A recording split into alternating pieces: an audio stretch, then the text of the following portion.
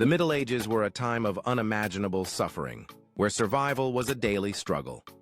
Disease ran rampant, with the Black Death wiping out entire cities while so-called cures like bloodletting and leeches often did more harm than good.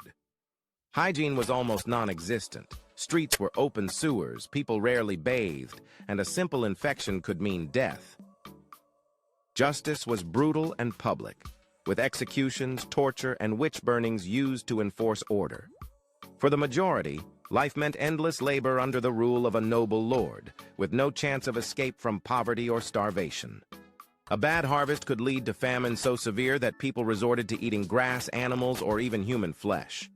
War and violence were constant threats, with villages raided, homes burned, and entire families slaughtered or sold into slavery. Superstition ruled daily life, and even a baseless accusation of heresy or witchcraft could mean torture or execution.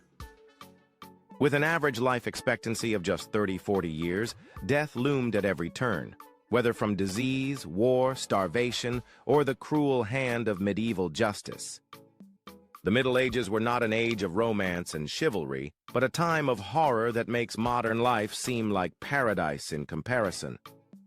Today, we reflect on the stark differences in our lives, thankful for the safety and comforts we often take for granted.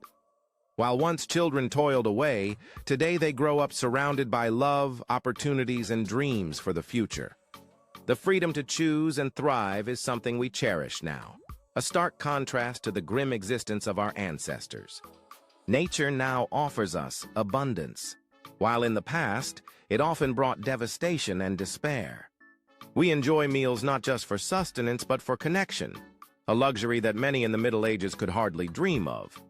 Celebrations today are filled with joy and freedom, unlike the fearful gatherings of the past that often ended in tragedy.